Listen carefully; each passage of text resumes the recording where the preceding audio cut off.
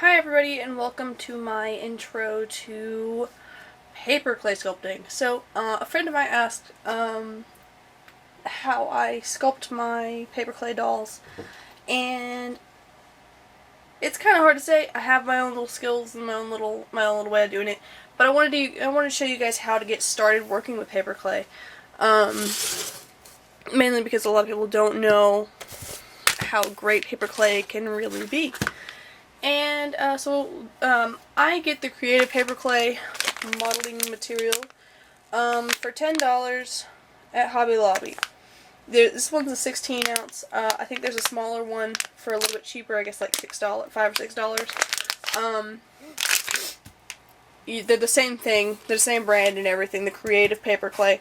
It's just one smaller than the other. The smaller one might be better for people who are just starting out working with this material, but once you get into it, you can probably move on up to the 16 ounce pack and really get into it. Paper clay is a lot different from polymer clay. Polymer clay is not as forgiving as paper clay. Polymer clay is an oil-based clay, and it does not dry out on its own. It has to be baked. It's also toxic to eat. Paper clay, however, is made of water and paper pulp, and it's not toxic to eat, although I wouldn't recommend it. It's kind of gross. But it's a lot more forgiving than polymer clay. So a lot of friends have asked me how, if I bake these, or if I let them air dry. I've done both. Air drying takes a lot longer. And you have to do it in small layers to let it dry for several hours, just to get a small layer to dry completely. Unless you're in a really hot climate, then it's probably gonna bake a little bit quicker. I always bake my paper clay in an oven at about 300 degrees Fahrenheit to 350 degrees Fahrenheit for about 20 minutes per session. It's faster, but it can hinder the structure of the clay. The more you bake it, the softer it will become. So both of them are good. They have their pros and cons. If you're not open to using an oven, if you don't have an oven open for you to use, or something of that sort, then air drying might be your best bet.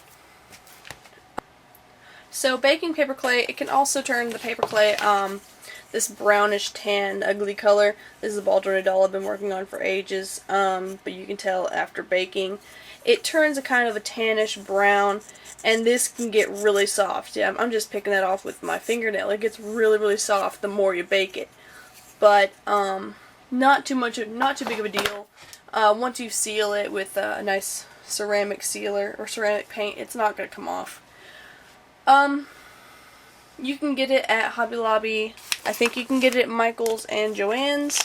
I know for sure you can get it at Hobby Lobby, so the best bet would be to get it at Hobby Lobby. But if you have a Michael's or a Joann's closer to you than a Hobby Lobby, go ahead and look there and see if they have Creative Paper Clay. This is the paper clay that I would recommend. I've tried a few different paper clays. I don't remember the names of them right now, but I think one was like Lost Paper Clay or something like that. But it didn't work the same way as Creative Paper Clay. Also, the Crayola Creative Paper Clay doesn't dry as well as the Creative Paper Clay. It does not dry the same. It stays squishy in the middle almost all the time. Creative Paper Clay will bake through and through. You'll be able to sand it, you'll be able to saw through it, you'll be able to drill into it. Anything and everything you can do with paper clay, it's great. Store it in a airtight container, a really thick one. I finally just broke down and got this one because my other one was kind of breaking. With a nice airtight seal to keep your paper clay from drying out, because it can be an expensive little hobby to do if you keep letting your paper clay dry out on its own. So I'm going to give you guys a list of items you'll need for working with paper clay, and here it is right here.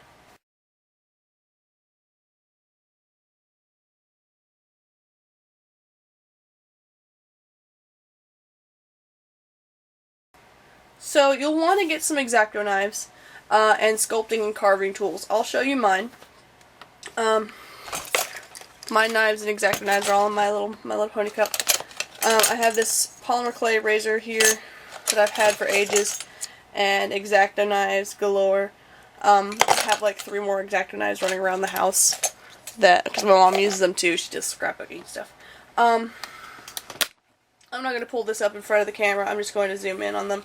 But here's all my sculpting tools. You can get these in a big pack at Hobby Lobby for about, I guess, like $10 to $12 or so.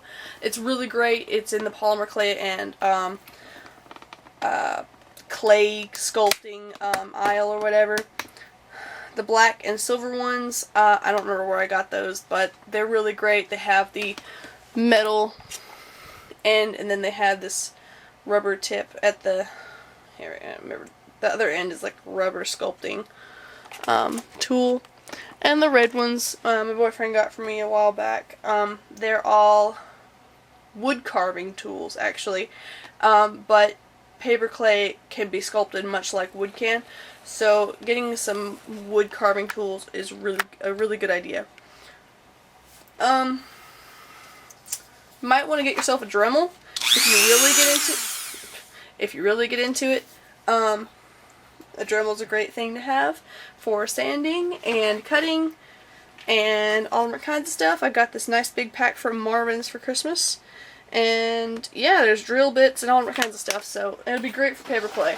Sandpaper, you want to get a variety of the grits and grains of sandpaper. You want a really coarse sandpaper and a really fine one to make your paper clay really smooth whenever you're sanding it. You don't have to sand your paper clay, but I recommend it so that you can have a really nice surface on your sculptures. Some people don't like to sand, and that's totally fine. You can actually get paper clay really smooth without having to sand it just by wetting it down with your fingers and rubbing over it. But that's for another video. What ifs. You want to get a respirator mask and some safety goggles. I don't wear mine because I like living on the edge, but you probably want one. Especially if you have breathing problems like I do, you would want a respirator mask. You want to get 2 different pans, one for polymer clay and one for paper clay if you're working with both different clays. Polymer clay bakes at a different temperature from paper clay and has specific temperatures and specific amounts of time that it needs to be in the oven, which is different from paper clay, because paper clay, it could stay in the oven literally all day and it wouldn't hurt it. But polymer clay, it can also tint the color of the paper clay, a weird color. It's happened to me several times. So I often paint my sculptures. And you want to designate those only for clay. If you've worked with polymer clay before, you know this, that you don't want to use a polymer clay pan for a food pan. You don't want to mix those things. And you don't really want to mix paper clay with food either. Another thing I would keep on hand is lotion for your hands and face. Paper clay dust when you're sanding really dries out your skin. Especially in the winter times, it really dries out, especially your nose whenever you're breathing in the sand, the dust, which you really shouldn't. You should probably wear a respirator mask, but I don't. But you really should. You want to buy an apron or clothes you don't care about, especially if you're one of those people just like me who really just want to wipe your hands on everything. I do it a lot. So I have my own set of clothes that I wear whenever I'm working with paper clay, mainly so I don't ruin my other clothes. You want a mat or newspaper to work on to catch the mess. I have my cutting mat that's covered in paint and paper clay over here that I use, and it kind of helps catch the mess, but we'll talk about the mess in a minute. And you also want to get some wire. If you're going to work with sculptures and stuff like that, you want to get some nice, thick, sturdy wire. I have this little piece right here, but that I like to work with. It is heavy. It's backwards. It's the Grip Right tie wire 16 gauge, 3.5 pound, and it was about $6 or $7 at Home Depot, and that's really cheap for wire. Definitely look through your Home Depot, Lowe's, and stuff like that to see what you can find for your sculpting needs.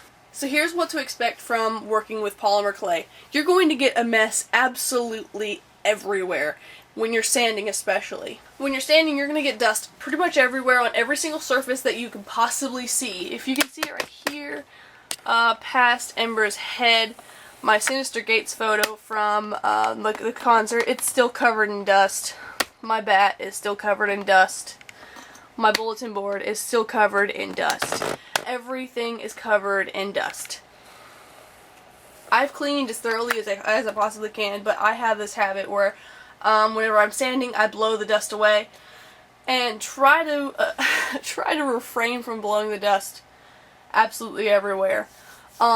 If it helps, get a paintbrush or a really coarse paintbrush, or maybe like a makeup brush that you're not going to use anymore, to use to brush away the dust from your sculpture whenever you're sanding. One, it'll help you see the details that you're working on, and two, by getting the dust away, and two, it'll kind of help control the dust in the air, which will also help with breathing problems. Don't be afraid to pick your nose afterwards. Paper clay dust will dry out your nose and your hands and your lips and your face, absolutely everything, because it absorbs more moisture. Keep lotion around for after you're working with your paper clay, not during, but don't be afraid to make pieces of your sculpture, dolls, whatever, out of polymer clay to attach to it. I've done spikes and spines, horns, ears, different little attachments, such as Ember's tail. It's made of polymer clay. So I'd like to talk about cycling really quick. If you're working on a singular piece, then fill your time with other things, such as like drawing or doing homework or working or something. You know, fill your time when one of your pieces is in the oven. It's gonna get boring waiting on it. The best way to be efficient is to cycle the pieces you're working with. Take Ember's here. He has his body and limbs. Before he was put together, he was several pieces: his head, his body, his tails, ears, horns, legs, and arms. I kept myself from twiddling my thumbs by cycling this, which means, say we have 3 objects that we're working on. One of them will be in the oven. It just went into the oven to bake. You know, you just finished it. It goes in the oven to bake. So you're going to start working on this one. Say you have to sculpt some more or sand it or something. So you're working on this one. And when this one comes out to cool, this one goes in the oven, and this one is one you're working on. Then this one goes in the oven, this one comes out to cool, and this one you're working on. It cycles. You want to cycle your pieces that you work with. That way it's a little bit more efficient, a little less boring for you. So I think I'm going to leave my tips and tricks and stuff like that in a next video. This is just how to get started. If you guys have any questions or suggestions for the video, or for my next video, which I think I'm going to be doing, what I said, the tips and tricks on how to get started with paper clay, and you know what types of tricks what things have worked for me, pretty much.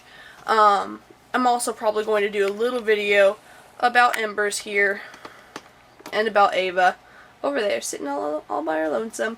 These two are a couple, Ava and Ember's. I'm also going to link my cosplay page, my cosplay Facebook page, to the description below, and you can watch Ember's and Ava and see how they're doing. And I'm going to be finishing Ember's up here very, very soon. I'd also like to mention that he was not this white, by the way. He was pretty brown because I had baked him several times. He's been gessoed, about 6 layers of gesso so far. He's just about to get painted today. And I think my next video is going to be over tips and tricks, or how to really get started on a sculpture. So let me know which one you guys would like, and if you guys have any questions or comments or anything, comment down below or message me